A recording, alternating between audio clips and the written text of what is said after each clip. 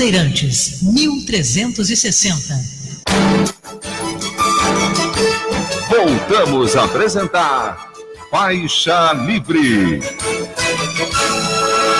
Estamos de volta, ouvintes, e a FUP indicou aí, os 13 sindicatos ligados à FUP aprovaram um indicativo de greve por tempo indeterminado a partir de sábado. A FUP informou que o abastecimento da população está garantido. Segundo o secretário de Assuntos Jurídicos e Institucionais da FUP, o David Bacelar, os petroleiros querem a mediação do Ministério Público do Trabalho para negociar o efetivo e cotas de produção durante a paralisação. A principal questão da greve, conforme inclusive a gente já conversou aqui com dirigentes da FUP, é a demissão de 396 empregados lá da fábrica de fertilizantes de Araucária, que será hibernada. Mas a questão de fundo, evidentemente, é toda essa política de privatização que está em curso dentro da nossa maior empresa brasileira, e onde a questão das demissões estão aí na ordem do dia, né? Bem, quem na ponta da linha vai conversar conosco é o Décio Bruno Lopes. Ele é presidente da ANFIP, Associação Nacional dos Auditores Fiscais da Receita Federal do Brasil. Décio, bom dia. Bom dia, Paulo. Bom dia, ouvintes da Rádio Bandeira. Muito obrigado por você nos atender num momento tão grave para aqueles que estão procurando recorrer aos seus direitos junto ao INSS. Infelizmente, as filas voltaram e tudo indica isso, que é a nossa maior preocupação, Décio. Queria uma avaliação sua, porque certamente você conhece desse riscado como ninguém. Tudo indica que não há solução à vista, Décio. O governo já acenou aí com a ideia de trazer militares aposentados para fortalecer aí a equipe de atendimento do INSS. Parece que voltou atrás, frente, inclusive, a pareceres críticos do próprio TCU, então já levantou também a possibilidade de convocar servidores aposentados do próprio INSS, trocou o comando do INSS, mas o problema continua em curso e existe muita indefinição, porque, conforme o próprio governo destaca, seu propósito maior é a destruição. E nós estamos observando aí o que estão fazendo, por exemplo, com a Dataprev. Eu destaco sempre essa questão porque dizem, né, que a ideia seria automatizar, digitalizar os processos. Se assim for, me parece que a Dataprev seria fundamental num processo como esse, mas a Dataprev também está sendo liquidada. Qual é o quadro, Décio? Existe expectativa do atendimento do INSS melhorar? Paulo, a questão do INSS, ela não vem de agora, ela já vem de outros tempos, e agora que o caso estourou, né? Vamos dizer assim. Eu que já trabalhei no INSS diversos anos, trabalhei atendendo fila do INSS, a gente verifica que a questão de segurado do INSS não é uma questão tão simples. Estar atendendo o segurado na fila do INSS não é uma questão que qualquer servidor de outros órgãos, estamos dizendo, servidores de outros órgãos possam fazer, mesmo porque são análises sensíveis, análise de prestação de serviço, de contagem de tempo de serviço, análise contributiva de contribuintes individuais, questões que não estão, muitas vezes não estão no sistema, porque dependem de uma análise pretérita da situação do segurado de 15, 20, 30 e 35 anos atrás. Tem questão de aposentadoria especial, cujos documentos nem sempre estão no sistema e exigem análise.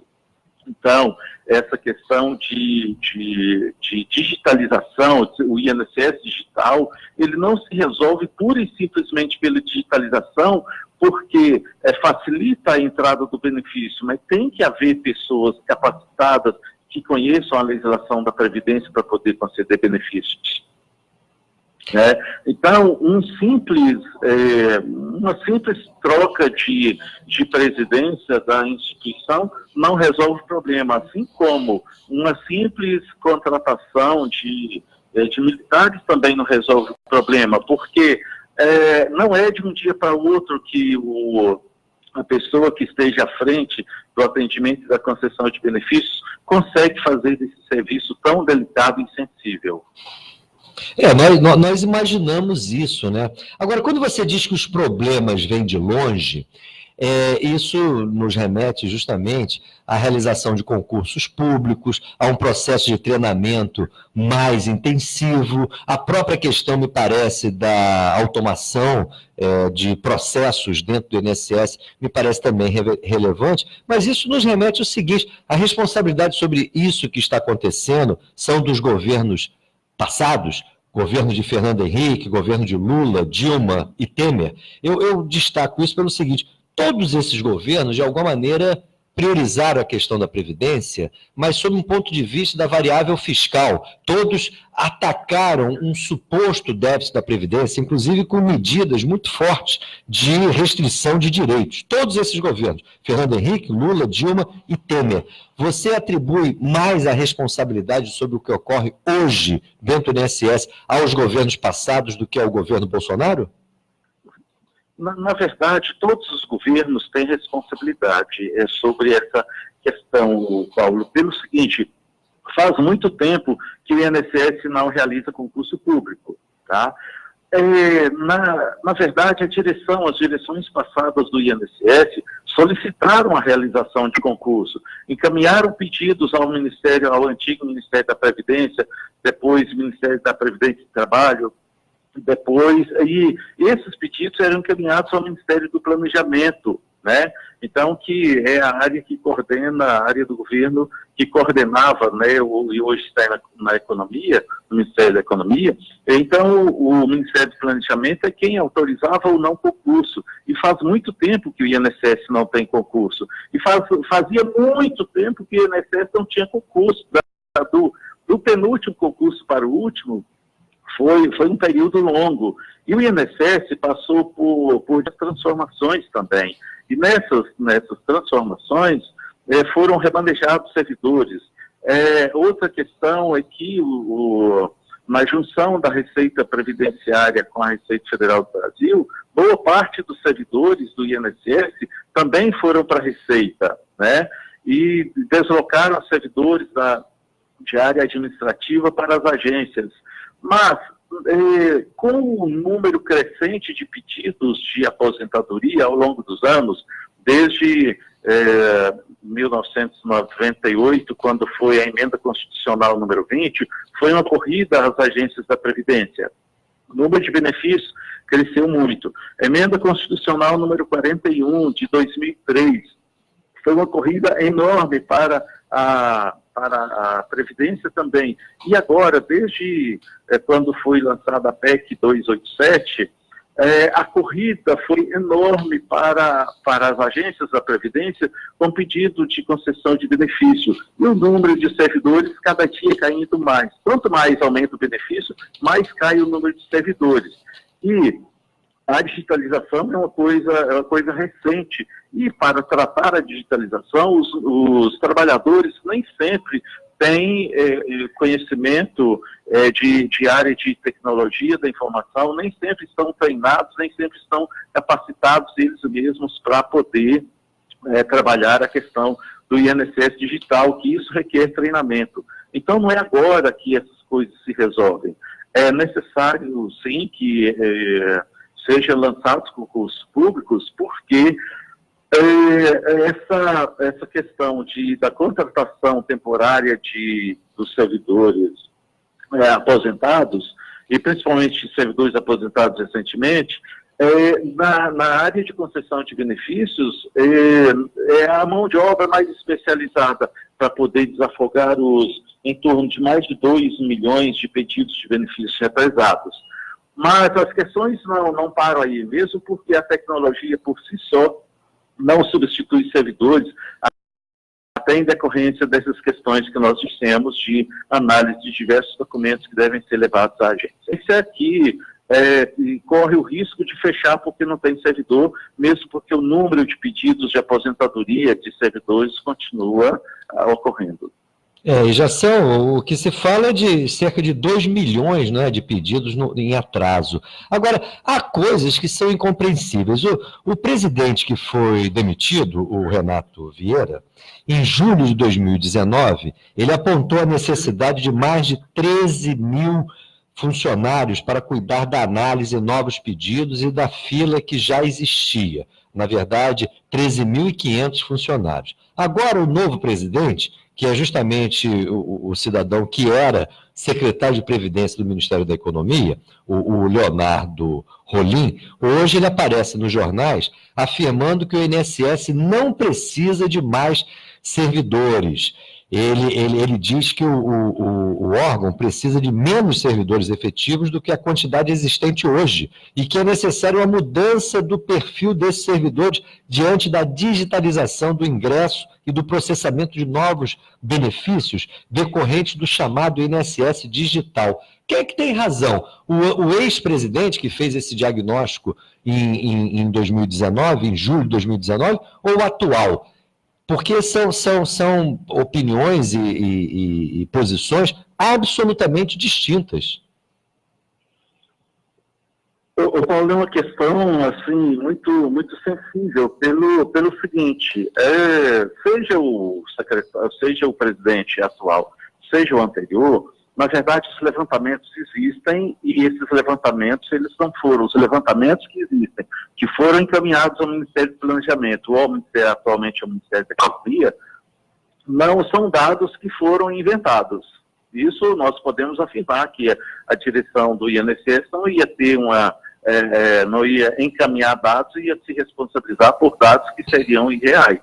O que nós podemos dizer, e por conhecimento da prática da Previdência, é que realmente a Previdência vem passando por um processo de deterioração há vários anos. Ocorreu agora, mas quando se diz que não há necessidade de pessoal, a gente fica pensando, será que isso realmente é real? Porque a tecnologia, conforme nós dissemos, a digitalização, ela não substitui os servidores, mesmo porque a digitalização é a forma de trabalhar os dados, é a forma com que o pedido vai chegar, mas a análise do pedido tem que haver, mesmo porque os sistemas, por mais avançados que sejam, eles não concedem aposentadoria por si só, exceto quando o segurado tenha trabalhado todos os 35 anos de trabalho dele, de contribuição, tenha sido registrado pelas empresas e tenha sido informado a DataPrev. Tá? Então, a questão nós estamos mais pela necessidade de servir. A nossa análise é de que os dados que foram apresentados já ao longo do tempo ao Ministério do Planejamento e ao Ministério da Economia, são dados que foram levantados de acordo com necessidade de pessoal, levantamento de necessidade de pessoal ao longo do Brasil inteiro, né? Porque a Previdência está atendendo do Oiapoque ao Chuí. Né? Somente no ano passado, o Décio, foram 6.000 servidores do INSS que se aposentaram. Eu fico aqui pensando, com digitalização ou sem digitalização, é evidente que esse pessoal, pelo menos parte significativa, tem que ser reposto.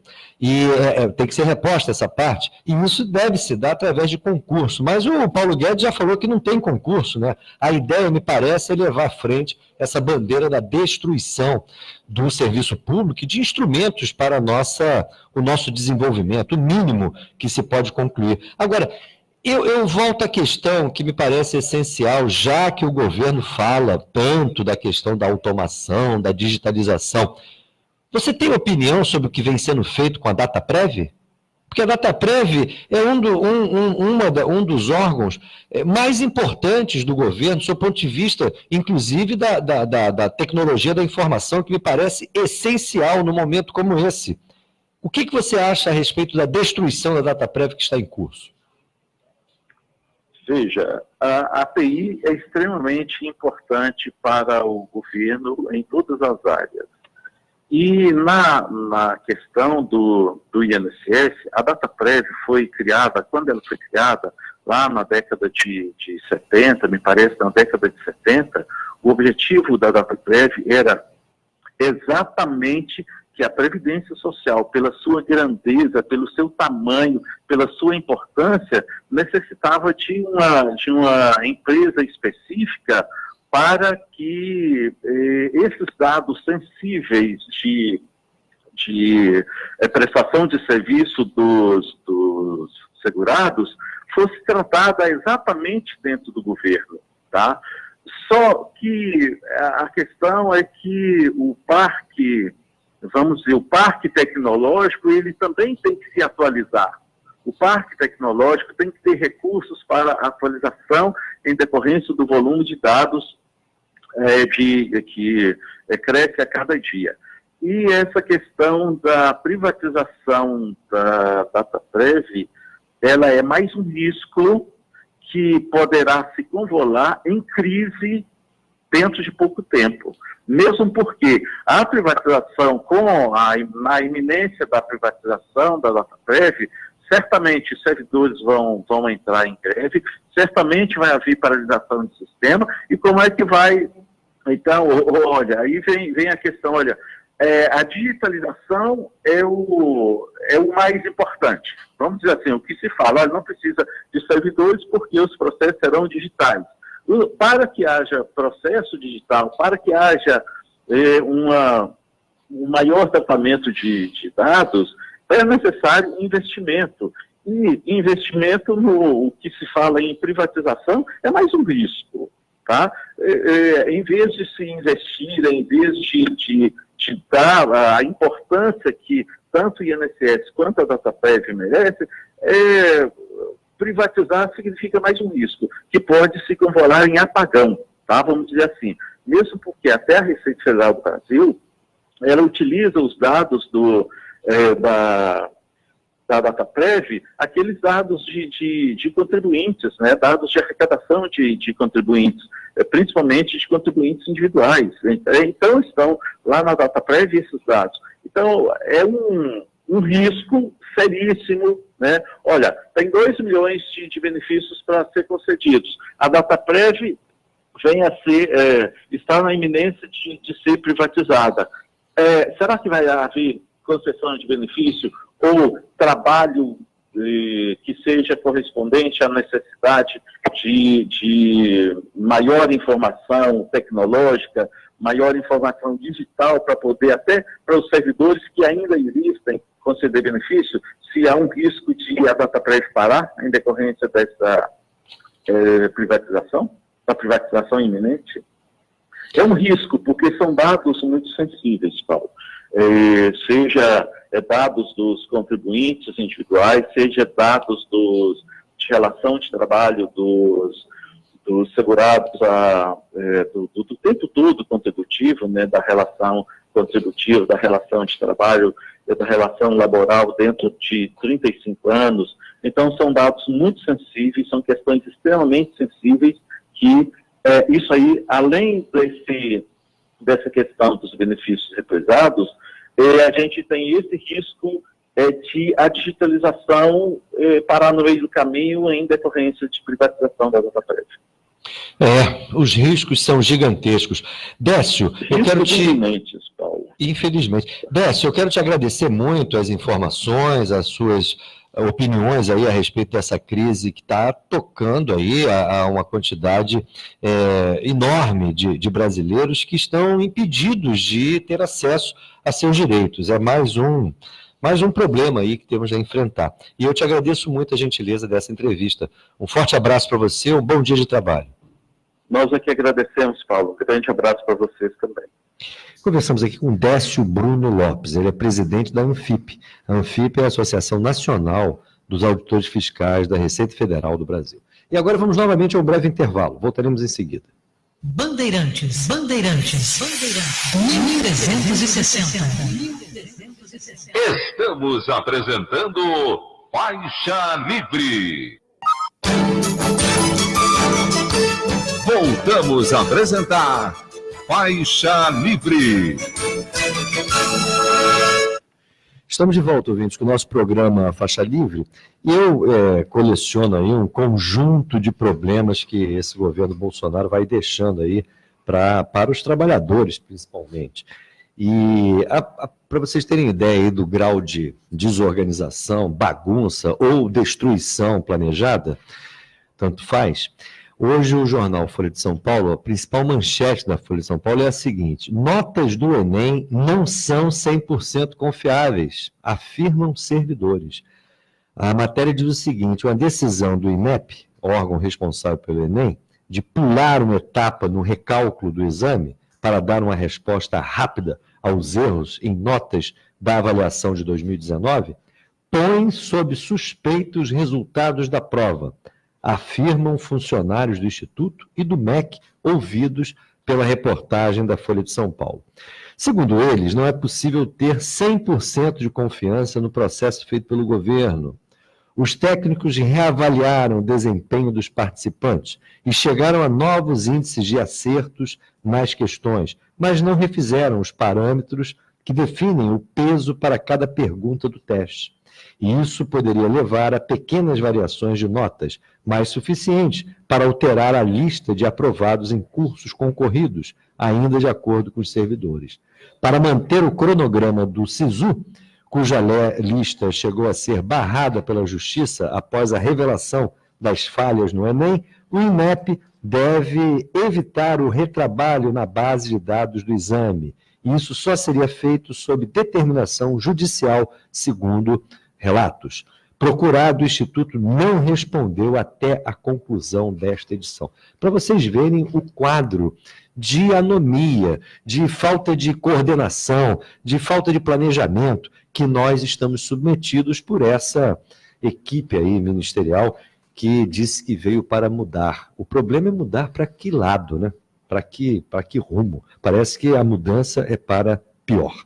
Bem, na ponta da linha, quem vai conversar agora conosco é o Guilherme Carvalho, coordenador da FASE, lá na Amazônia. A FASE é uma importante organização não governamental dedicada justamente ao apoio a atividades socioeducativas. Guilherme Carvalho, bom dia.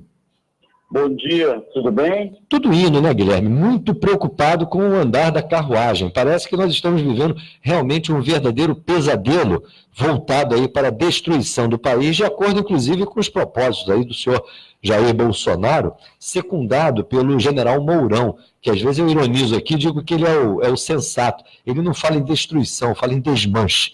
Só que agora ele está à frente desse conselho lá da Amazônia, que foi criado junto com a Força Nacional Ambiental. Queremos conversar sobre isso, porque claramente essas duas iniciativas foram, me parece, uma tentativa de resposta do governo ao escândalo que se constitui hoje o processo de desmatamento dentro da Amazônia e as queimadas que vêm em seguida. Como é que você avaliou aí essa decisão do governo? Parece que, aparentemente, o governo resolveu apresentar algum tipo de alternativa para a crise em curso, a crise na Amazônia. Você acha que isso pode funcionar? Tanto a Força Nacional Ambiental como esse Conselho da Amazônia, que tem o Mourão à frente, e ele defende que, justamente, o seu papel seria de coordenar um conjunto de outros ministérios para atuarem em conjunto aí na Amazônia. Qual é a sua avaliação sobre essas iniciativas? Olha, eu sou muito cético quanto resultado positivo disso. Primeiro, que aprofunda uma tendência desse governo de militarização de todas as áreas, né? Até para resolver o problema da Previdência, convoca militar. Para qualquer coisa, agora são os militares que vão resolver.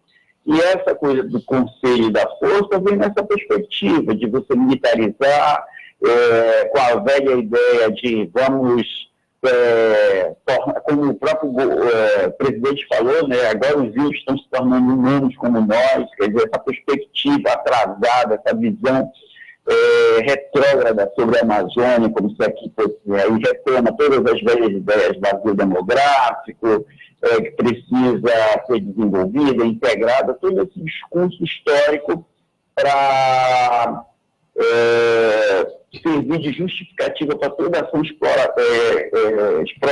expropriação, de exploração, de destruição aqui da região. Por outro lado, para mim, o grande problema, e essa é a maior dificuldade dessa proposta, é que, efetivamente, esses setores destruidores, grileiros e toda essa associação criminosa vinculada e próxima a ele, são a base eleitoral, são a base política desse governo. Para o governo fazer qualquer coisa diferente na Amazônia, teria que romper com essa base. E ele não vai fazer. Então, não vai romper com essa base, pelo contrário, e a cada gesto alimenta e fortalece esses setores, que são os setores que têm provocado a destruição da região. Então, não é com a criação de um conselho, é essa tentativa de militarização que vai resolver, porque não vai haver rompimento. Então, se não vai haver rompimento, as linhas centrais da política do governo Bolsonaro para a Amazônia vão permanecer, independentemente da existência ou não do conselho.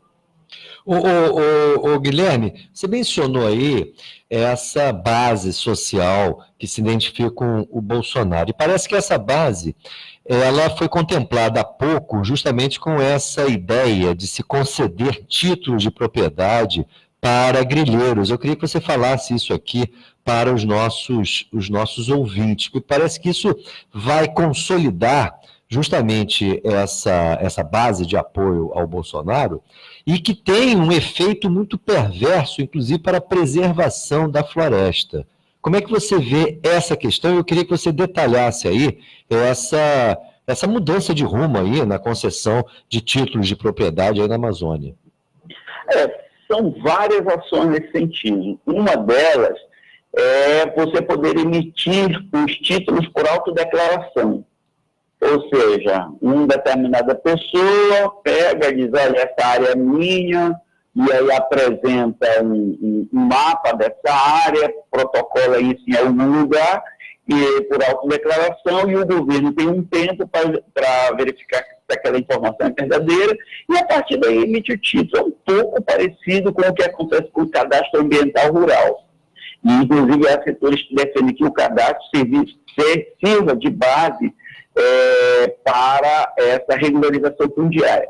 O que é um absurdo, porque o grileiro, o agente ilegal nesse processo, chega, se apropria de uma terra pública, aí ele pega, faz uma declaração, essa terra é minha, está aqui o mapa, está aqui pontuado a cartografia, está tudo mais, faz a apresentação disso em algum lugar, como no CAR, isso pode ser feito até pela internet, e diz, é meu e pronto.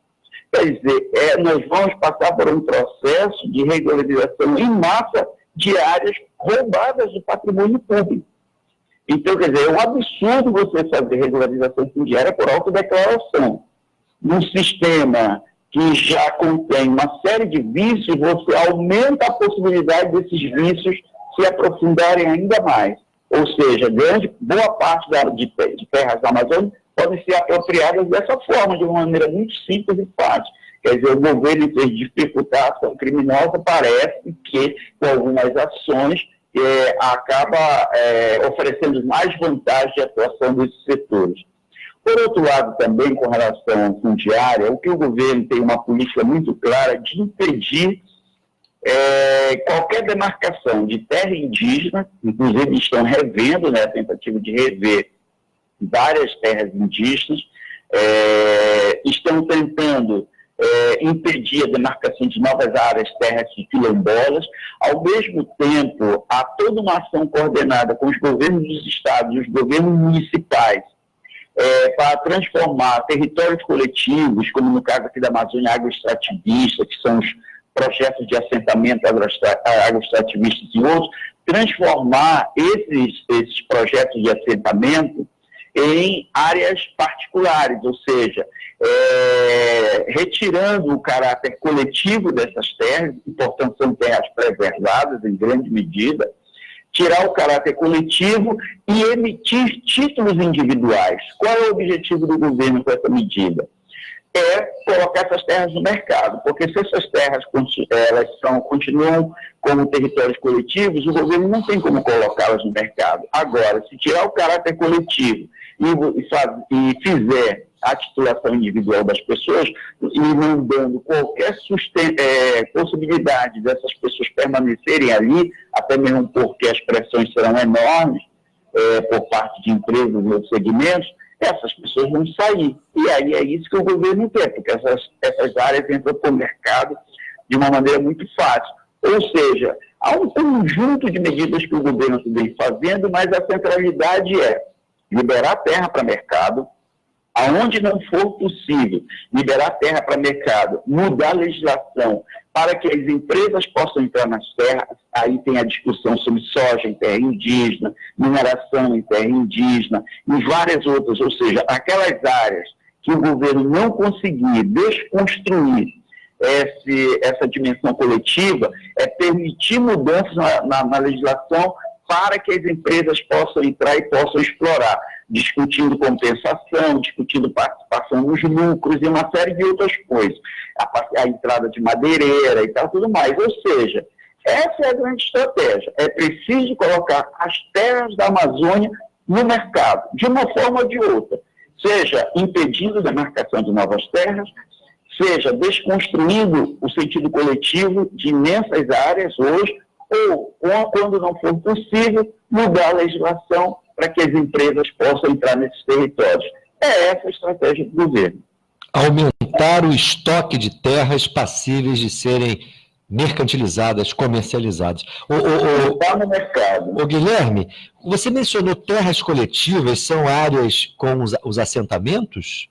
Exatamente. Eles estão justamente, porque é concedido o título de posse, não é isso?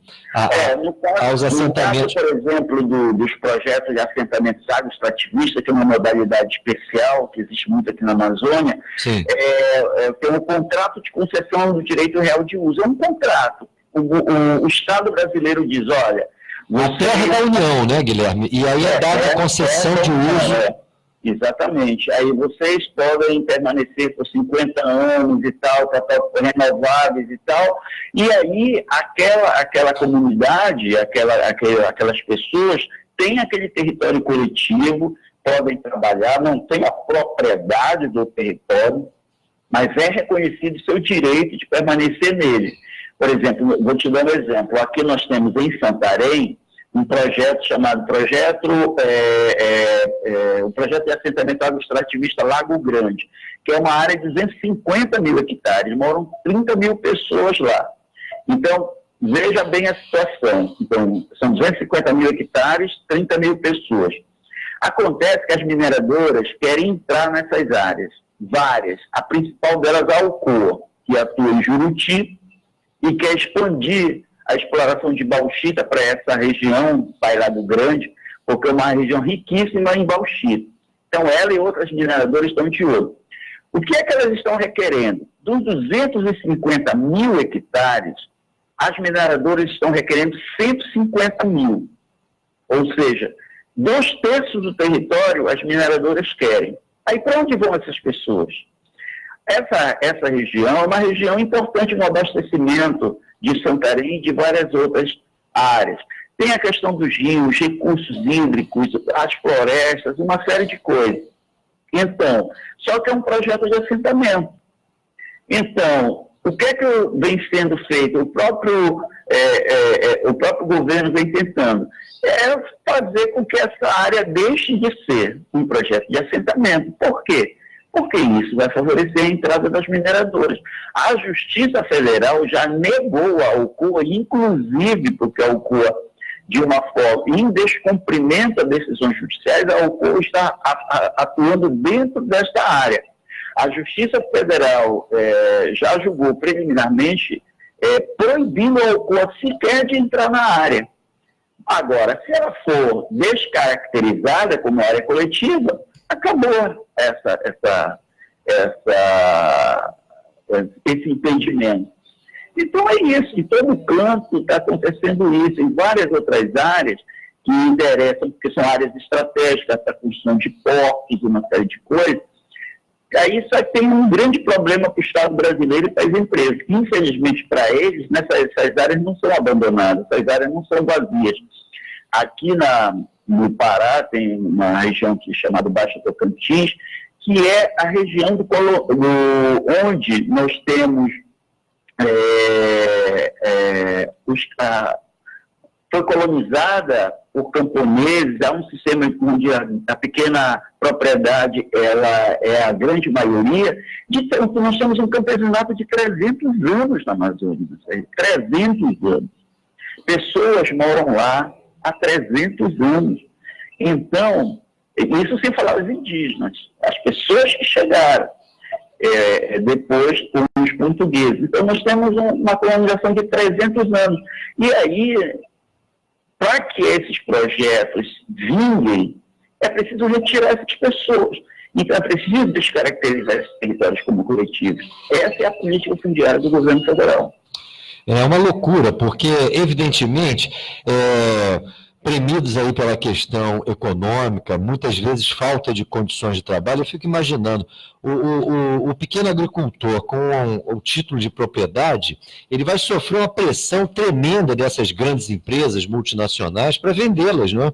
E é isso que me parece os grandes monopólios minerais, por exemplo, pretendem, né? Quando esse exemplo que você deu aí dessa área em Santarém, 250 mil hectares, 30 mil pessoas e o olho grande das mineradoras, evidentemente isso não vai dar certo, né?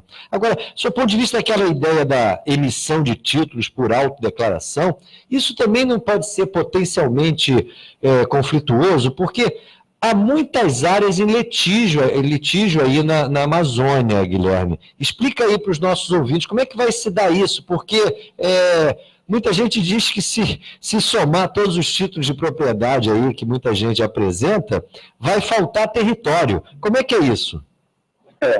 Tem um município aqui no Pará chamado Moju, e tem um projeto muito interessante da Universidade Federal do Pará, um projeto chamado Integradata, junto com uma clínica de direitos humanos aqui que é ligada ao Instituto de Ciências Jurídicas do Pará.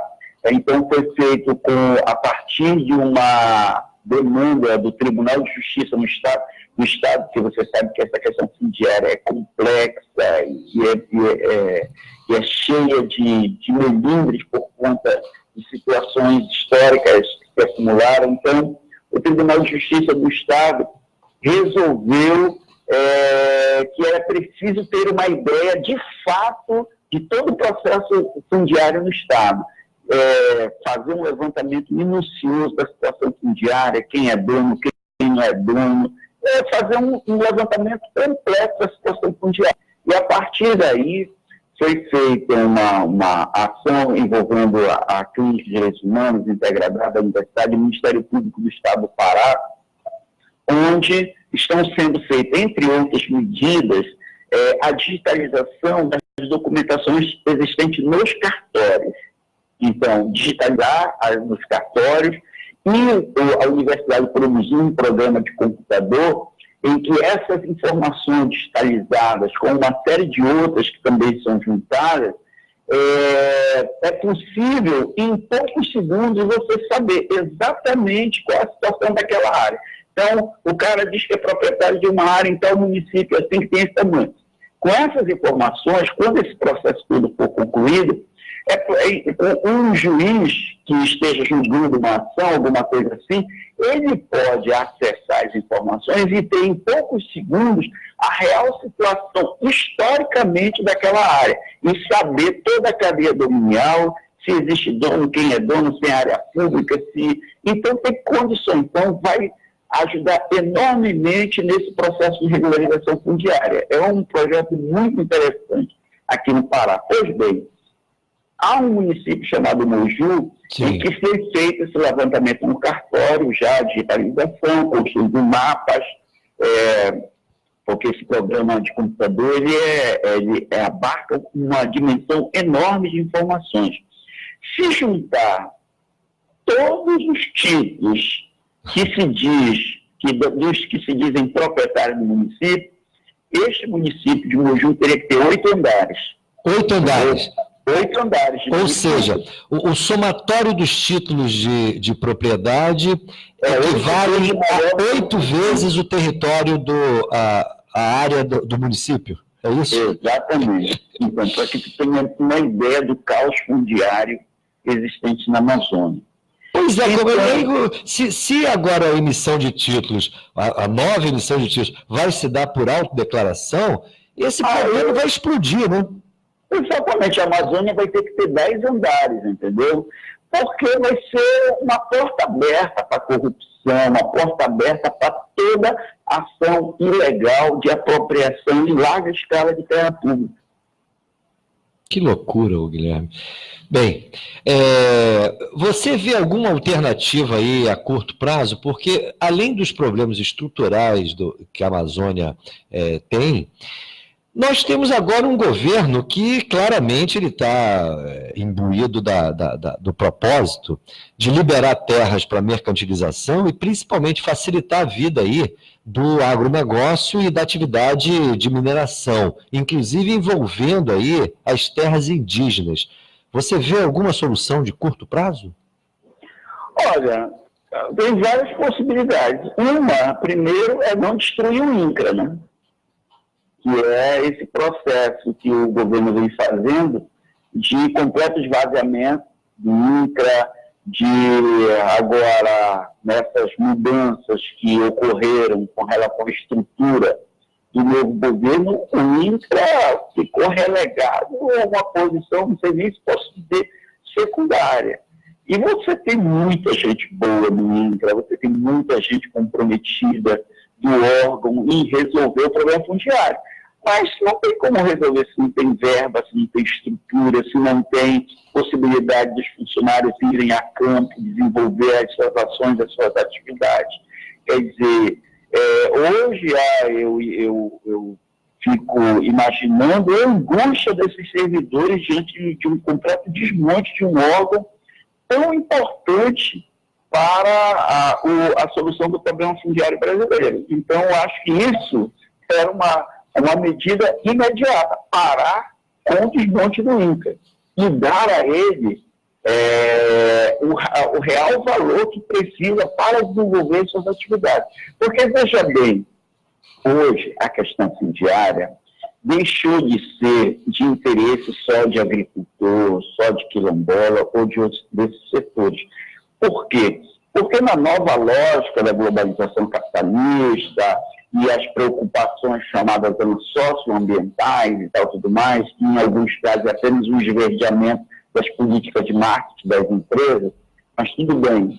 Com essa questão socioambiental, o que é que coloca? As pessoas querem saber de onde vêm os produtos, se aquele produto não é de área grilada, se aquele gado que está sendo, a carne do gado que está se consumindo, esse gado, se ele está ou não sendo criado em terra indígena, de forma ilegal. Então, há muita preocupação com isso. Então, a questão fundiária passou a ser uma exigência dentro das relações comerciais globais, a solução do problema fundiário, porque as empresas não querem estar envolvidas no comércio de produtos de áreas com conflito de terras, onde índios estejam sendo mortos, em que quilombolas estão sendo mortos, ou agricultores estão sendo mortos. Então, a questão fundiária passou a ter esse alcance. Agora, para as grandes empresas, para os negócios, para o mercado exportador, é necessário resolver a questão fundiária. Não é à toa que o Banco Mundial, nos últimos anos, aportou muito recurso em financiamento para os governos estaduais para que eles enfrentem o problema fundiário. Ou seja, para a lógica da exposição capitalista, é necessário resolver o problema fundiário. Agora, como resolver? Essa é a questão. Porque o atual governo quer resolver dessa forma, como nós estamos conversando aqui, e com o único propósito de fazer com a maior parcela possível, no caso aqui do território amazônico, possa ser inserido no mercado internacional. E aí, se essa terra for grilada, vamos legalizar, é por autodeclaração, é por conta disso, por conta daquilo. Mas essa é a lógica. Então, uma questão importante, que é o reconhecimento de que a situação fundiária precisa ser resolvida, que é um avanço enorme, agora está sendo desviada para poder regularizar, de fato, propriedades e proprietários que se apropriaram de terra pública. Isto sem, e vem recebendo financiamento, recebendo recursos, e está tudo mais como se fossem terras legalmente constituídas. Então, se a gente não resolver, não enfrentar esse problema, e eu acho que essa experiência do Tribunal de Justiça do Estado do Pará, junto com o Ministério Público Estadual e a universidade, essa experiência, ela poderia ser expandida para toda a Amazônia.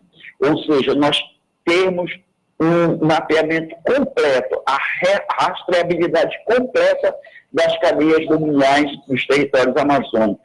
E aí, com isso, aí sim você teria condições de desenvolver uma política segura, uma política consequente para a regularização fundiária, entendeu?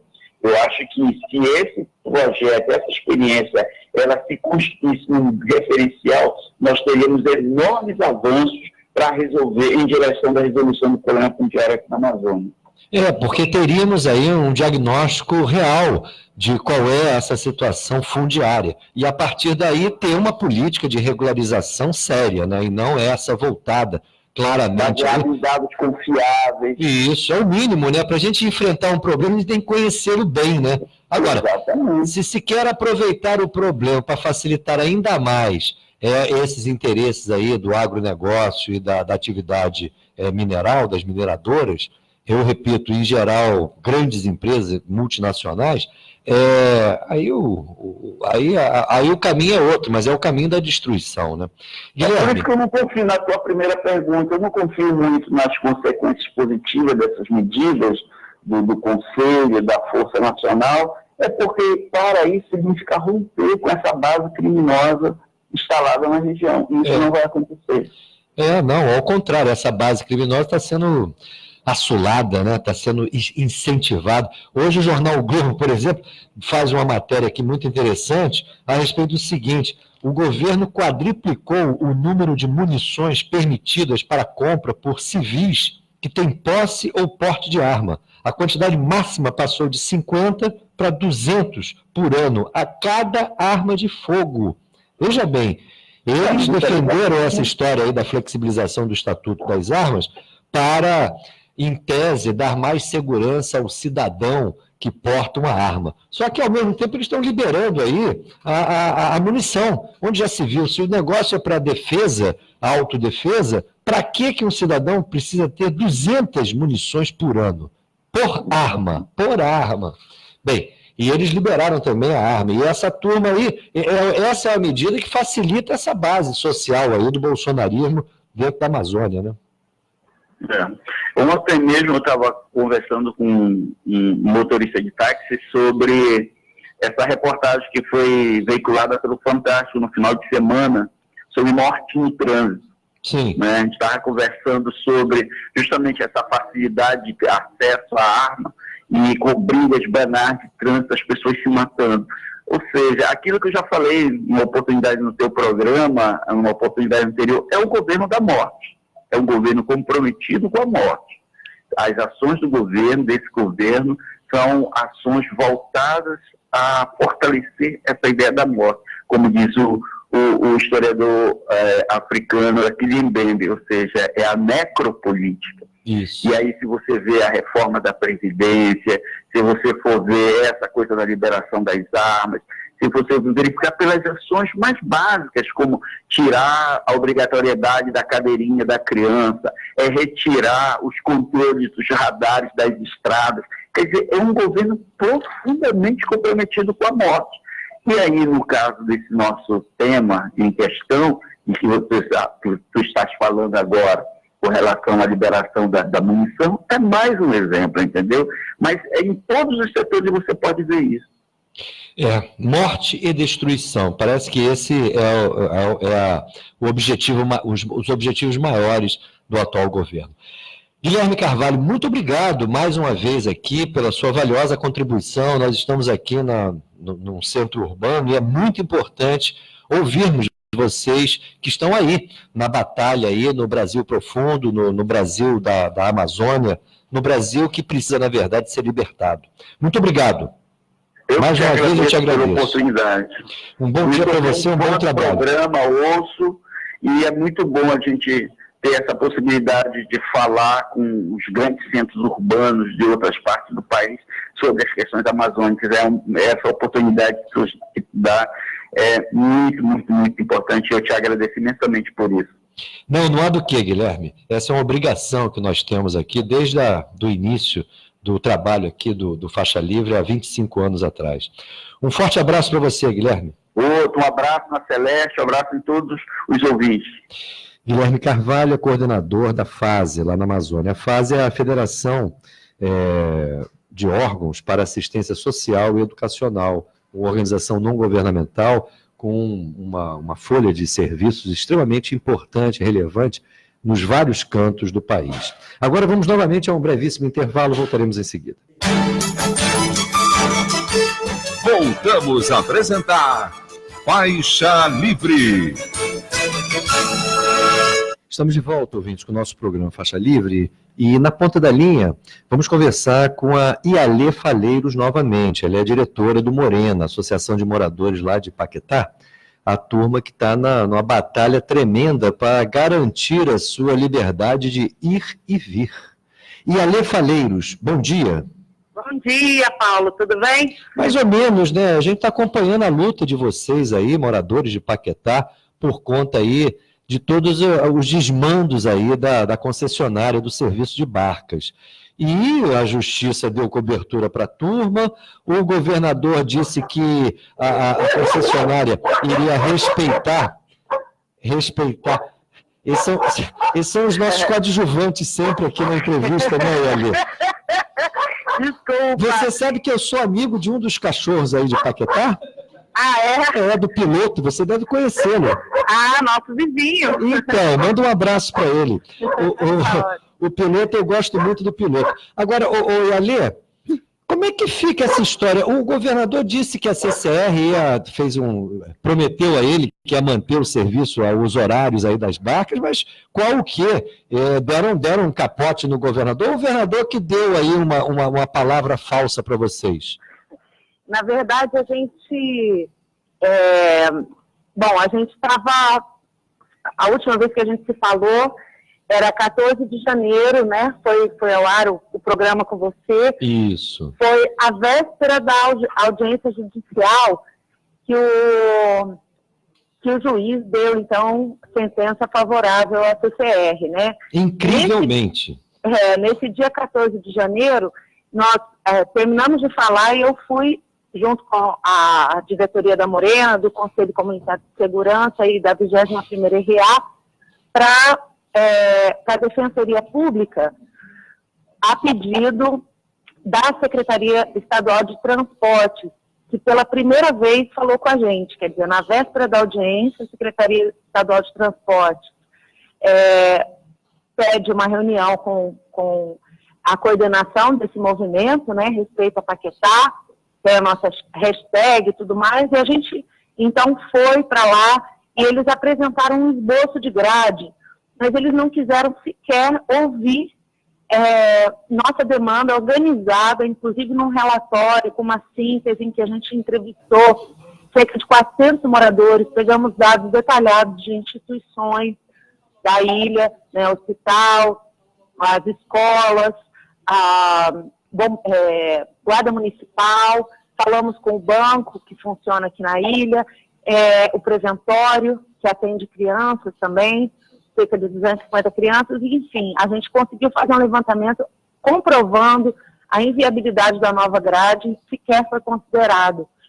E aí a gente, então, achou, né, nós fizemos uma assembleia à noite e os 500 moradores presentes decidiram que não iam analisar esse esboço feito às pressas, nas coxas, né, que atendia a CCR, porque limitava os horários a uma viagem, uma barca, aliás, que sai do Rio, veio a Paquetá, volta para o Rio, volta para Paquetá. A nova grade que eles propuseram era essa, quer dizer, com intervalos de cerca de 3 horas entre as viagens. E tirando a triangulação para Cocotá. A gente entendeu que isso não era uma proposta de verdade, inclusive nem incluía o final de semana, porque eles não tiveram tempo de fazer, não deram atenção para o problema. Mas E aí- essa questão da parada lá em Cocotá não foi resolvida na audiência, porque essa me parece foi a única decisão do juiz favorável aos moradores de Paquetá, não é isso? Então, foi a CETRANS que levou esse esboço que ela apresentou no dia anterior para a gente para a audiência, porque os moradores de Paquetá levaram todos os documentos. E aí a Defensoria Pública, inclusive, anexou o processo pela primeira vez. Os moradores entraram nesse processo entre a CCR e o governo do Estado. E aí só que o juiz não se preocupou, pelo contrário, ele fez questão de dizer que não queria saber de documentos, que ele queria uma grade, uma contraproposta. Sim. E foi aí que a CETRANS entrou com essa contraproposta desse esboço mal jambrado aí, já pré-acordado com a CCR. E a CCR aceitou. Só que no final de semana manteve a grade inicial, né, de horários que a CCR tinha proposto, que reduzia de 24 para 12 viagens a linha Praça 15 e Paquetá. Não, então, pelo que eu entendi, houve...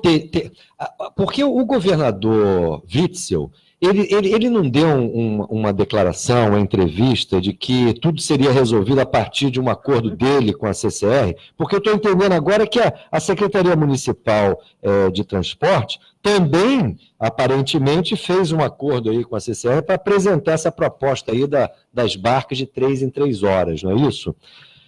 Mas, pelo visto, a promessa da CCR ao governador também não foi respeitada, não foi atendida?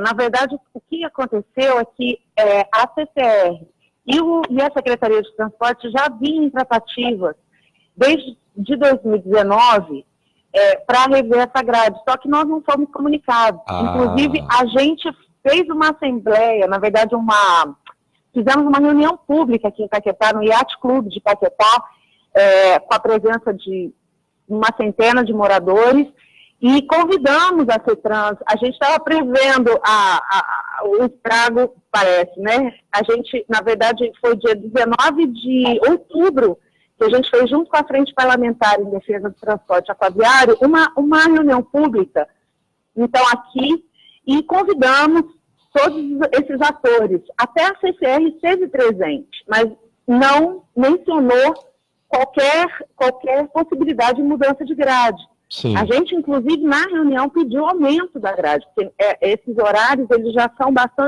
eram bastante restritivos, né? Mas uma vez que o juiz deu a sentença em favor, então, desse mix entre a proposta da CETRANS para a semana e a proposta da CCR para o final de semana, a gente começou uma luta muito grande. A gente fez um ato no Palácio Guanabara. Isso. E foi aí que a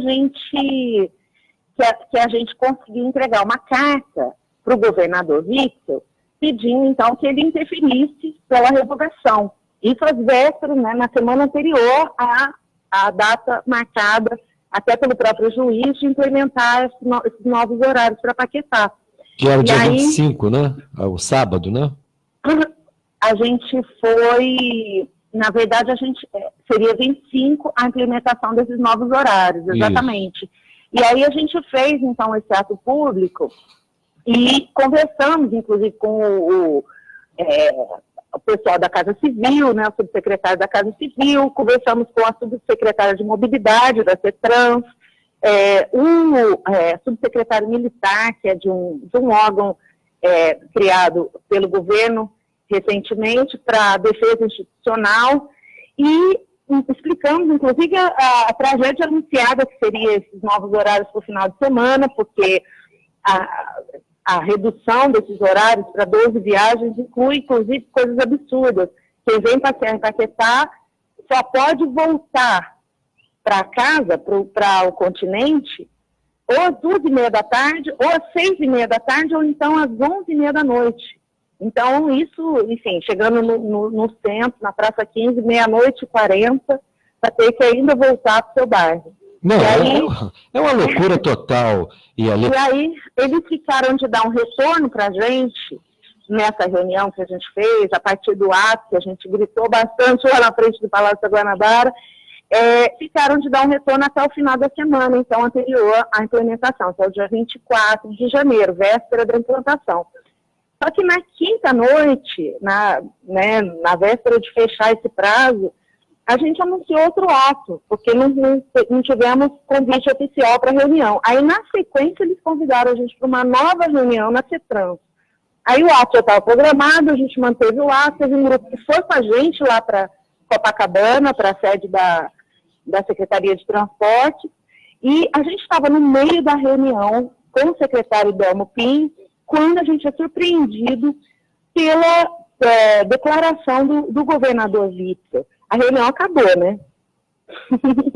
E ele, então, informa que está tudo resolvido, que Paquetá não precisa se preocupar, que a gente pode ficar tranquilo, que a nova grade de horários não vai ser implementada. A gente não entendeu nada, né? Nós, moradores, que estávamos lá, as entidades representativas dos moradores, mas saímos da reunião aguardando novas notícias. Na sequência, a CCR manda um informe dizendo que não é nada disso, que, na verdade, o acordo foi incluir um horário surpresa, porque nem divulgar esse novo horário ela fez, um novo horário surpresa para a gente aguardar, que seria para os finais de semana, para tirar esse gargalo aí entre 6h30 da tarde e 11h30 da noite. Tinha um pano branco, na hora que a gente foi para a Praça 15, para pegar a barca de volta para Paquetá, tinha um pano branco em cima da grade de horários da CCR. Estava muito estranho, parecia assim, um filme de terror. E aí, realmente, o governador teve que, assim, fez um papelão, né? Aí falou demais. Ele deu algum tipo de explicação? Eu soube que vocês organizaram um café da manhã e o convidaram lá para a Praça 15. Foi antes de ontem, não foi? Ele apareceu? Ele não apareceu, né? Não, nós fizemos até uma marchinha de carnaval, a Marcha pela Revogação, e cantamos lá pedindo para ele dar a explicação para a gente, né? E foi muito importante esse ato, porque, enfim, a população está muito revoltada, né? As pessoas estão, assim, muito indignadas, tem gente já precisando se mudar, porque vai perder emprego, vai perder estudo, faculdade, e tem o drama também de quem vive aqui e acaba tendo que, enfim, agora rever, né, até como é que vai o seu ganha-pão, o seu dia a dia, porque o pessoal que trabalha nas charretes elétricas, que são substitutos das antigas charretes, né, a prefeitura fez uma troca, né, dos cavalos pelos carrinhos de golfe, e aí esse pessoal está assim, o orçamento caiu, vai cair ainda mais, porque agora nós ainda estamos no verão, eles ainda estão conseguindo ter uma perda somente de 2/3 do valor que eles arrecadavam no final de semana. Imagina no inverno, né? É uma situação drama muito terrível. aflitiva, né? Porque as pessoas vão ter que resolver problemas graves, inclusive em relação à sua relação profissional, porque eu fico imaginando, tem gente que tem que estar muito cedo aqui no Rio, e depois para voltar, como é que fica, não é? Pessoas que trabalham, por exemplo, muito cedo aqui no Rio e tem que ir para casa, vai ter que esperar uma barca lá no final da tarde apenas. Isso aí é um verdadeiro absurdo com as pessoas. São dramas individuais, né? Mas como a população decidiu lutar junto, né? Nós fizemos 6 assembleias gerais com presença massiva entre 500 moradores em média, e a gente está realmente assim, um por todos e todos por um tem sido nosso bordão. Mas isso é muito importante, né? Porque é a única chance que a gente tem de revogar esse absurdo, na verdade também de vocalizar, né, fazer um uníssono aí contra esse absurdo que vem acontecendo com o Paquetá, porque descobrir um santo para cobrir outro, dar uma ajeitadinha no horário, não vai resolver o problema da população, né? Vai descobrir um santo para cobrir outro. E esse é o serviço público de transporte, não se pode perder essa dimensão. Mas isso, há muito tempo, me parece, vem sendo desrespeitado. Eu acompanho a luta da turma lá da Zona Oeste, em torno das linhas de ônibus. É uma verdadeira barbaridade também. Agora, Ialê, e essa proposta da municipalização do serviço de barcas aqui para Paquetá? O que você acha disso? Hoje tem uma reunião, inclusive um dos representantes da diretoria da Morena vai estar presente junto à Secretaria Municipal de Transporte, para conversar um pouco e tentar ver se a gente consegue, enfim, aproximar essa discussão da Secretaria Municipal, porque também é obrigação dela, já que nós somos um bairro do Rio de Janeiro. Lógico. Estamos a 17 quilômetros do centro. Mas a nossa preocupação é somente a seguinte: a gente não tem um transporte que seja como o bondinho de Santa Teresa, que acabou sendo super interessante para o turista, mas muito ruim para o morador. Isso. Então, se a gente puder garantir um transporte de massa adequado, com horários respeitosos, né, que respeitem nossos direitos de cidadania, maravilha que haja também um transporte turístico mais caro, sei lá, né, eu estou falando aqui, mas a gente também, como coletividade, não vê com bons olhos a tarifa turística aumentada, porque o nosso bairro é um bairro também de turismo de massa, né? Um turismo de moradores de baixa renda, que vem do subúrbio curtir um Rio de Janeiro das antigas, né? Um Rio de Janeiro onde você consegue passear de bicicleta, sem preocupação se a criança vai ser atropelada, porque aqui não tem carro, né? Então a gente também não pode desconsiderar isso, né? Porque realmente aí também não vai adiantar nada. Mas você acha que o município tem condições? Porque o problema do município é muito semelhante com o governo do estado. Essa turma quer privatizar tudo, né? Não sei, é uma visão de cidade, é uma visão de mundo, né? Que só vê esses lucros imensos, né? Esses prejuízos imensos, né? De cifras, e não enxerga o ser humano, enfim, né? a própria realidade, né, da vida. Só vê o negócio, não vê o ser humano. E, Alê, na medida do possível, estamos aqui completamente solidários a essa luta de vocês, viu? Muito obrigado novamente pelas informações e nós esperamos que haja solução para esse problema, né? Afinal de contas, é um direito esse de ir e vir, né? Pois e é um direito também de todos os visitantes, né, seja do Rio de Janeiro, seja de outras partes do Brasil e do mundo, ver esse lugar, poder viver, passear um dia, 2 dias, estar aqui nessa ilha, que é um lugar muito precioso, uma joia da Baía da Guanabara, da qual a gente tem muito orgulho. E, Alê, muito obrigado, um forte abraço para você, uma boa luta aí, junto com todos os moradores de Paquetá. Obrigada, Paulo. Obrigada aí pela divulgação. Beijo. Um beijo para você. Conversamos aqui com a Ialê Faleiros. Ela é diretora do Morena, Associação de Moradores de Paquetá.